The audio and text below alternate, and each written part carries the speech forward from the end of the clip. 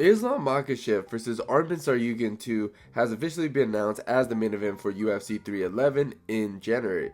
And while it's not exactly a shocking twist, this fight was heavily speculated and it does stir up some mixed emotions in my opinion.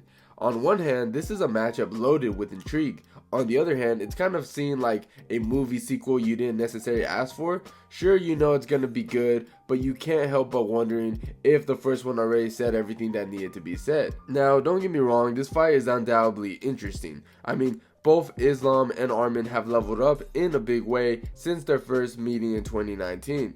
But there's still something about it that feels a little bit predictable. Maybe it's because we already seen them fight before, or maybe it's because Islam as a champion has this aura of inevitability, like he's Thanos collecting the Infinity Stones in the lightweight division. And look man, I get it, sometimes fighters have this incredible aura that makes them seem unbeatable. We've all seen it flip around though. Take Izzy for Strickland for an example. No one expected Strickland to dominate and pull off such a huge upset against Izzy. But that's MMA for you. Anything can happen. And look man, when I think about Arman versus Islam 2, it kind of reminds me of Leon Edwards versus Kamaru Usman 2. That fight had a different energy. I mean, nobody expected Leon to land that head kick.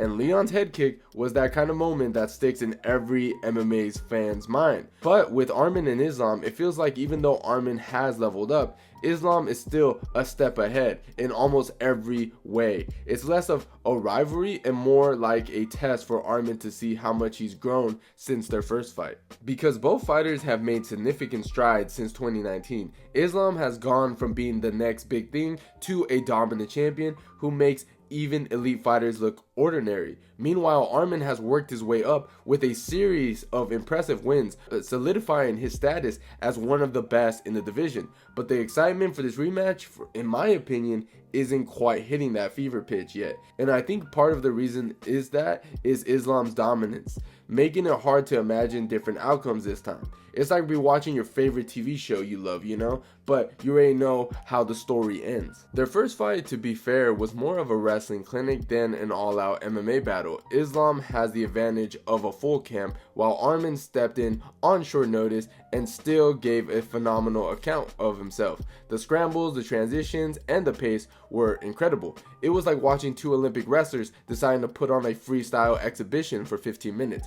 But Islam was clearly a step ahead, and that gap was narrow. Now, still seems to exist. And don't get me wrong, Arman has improved in leaps and bounds, no doubt about it. His striking is sharper, as is his grappling is more refined, and his fight IQ has grown.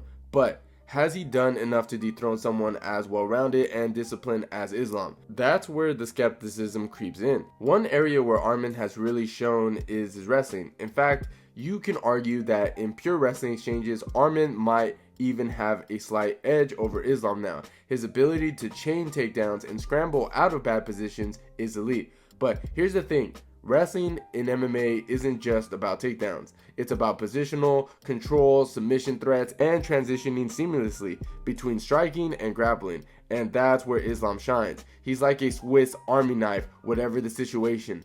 He has a tool for it. And look man, when it comes to the striking, I think Islam has the advantage. His striking has improved so much over the years, especially his countering and his setups. He's super efficient and he's good at landing precise high kicks and body kicks when his opponents make mistakes. Arman tends to keep his hands high, which leaves his body open, and Islam's southpaw stance gives him a perfect angle to land that kick to the liver. That's a dangerous spot for Arman. Now, to be fair, Arman has a strong kicking game too. He loves throwing axe kicks, spinning attacks, and roundhouse kicks, but sometimes he can get too flashy or reckless. That's when Islam can capitalize with his calm, calculated counters. And look man, here's the thing about Islam's counter striking. He's really good. I mean, in his fight with Alex Volkanovski at UFC 294, when Volkanovski started pressing forward, Islam used his feints to draw him in and then landed a perfect time head kick as Volk leaned into it. It wasn't just luck, Islam read Volkanovski's movement and set the whole thing up, showing how smart and calculated he is on the feet. Another great example is his fight with Charles Oliveira at UFC 280. Oliveira came at him with pressure and Islam countered him with a sharp right hook that dropped him. It showed how calm and precise Islam is under fire, punishing Oliveira for being over aggressive. And even Dustin Poirier has even talked about how tough it is to deal with Islam. Dustin mentioned that Islam's timing and ability to read attacks makes it really hard to land clean shots on him. Instead, Islam always seems ready to counter or avoid strikes altogether, which just adds another layer to his game. Now, don't get me wrong, Tsarukyan is incredible when it comes to his offense, but his defense has a few gaps that opponents can take advantage of. Sometimes when he's focused on setting up a takedown or throwing strikes, he leaves his head open, making him vulnerable to counters. He also tends to push forward a lot without resetting his guard or moving his head off the center line, which can make him an easy target for power shots. While his aggressive style is a big part of what makes him so dangerous, tightening up these defensive habits could take his game up to the next level, especially against a sharp striker. Wrestling is where things get really interesting. Arman's wrestling is elite, probably top 5 in the UFC, and he's made huge strides since their first fight. In pure wrestling exchanges, Arman might even have a slight edge over Islam now, which is saying something, but MMA grappling is more than just wrestling. When you throw in submissions and position controls, Islam is better overall. He's just so good at staying safe, advancing position, and locking up submissions when the opportunity arises. Arman is great at defending submissions too, as we saw in his fight with Charles Oliveira, but there have been moments where he's looked vulnerable, like almost getting caught in a guillotine in the first round of the Charles Oliveira fight. Islam, on the other hand, has never been close to getting submitted, and that level of composure is a huge advantage. Like I mentioned, Arman's freestyle wrestling is solid, but that's also where you can spot some of his weakness compared to someone like Islam. Islam mixes it up with his freestyle, Greco-Roman, and even judo, which can make his takedowns way more harder to predict. Arman sticks more to freestyle, so while it is super effective, it can make him a little easier to game plan for. Plus, he likes to close the distance a lot, especially against strikers, which works most of the time, but it can leave him open to counters or tricky grappling exchanges. Now, to be fair though, Arman's still evolving, and he has shown that he can hang with the top guys. It's just about tying up those gaps. And honestly, man, if we're gonna be honest, the best shot for Arman to win this fight is by using his kicks. Look, he's not a better all-around striker than Islam.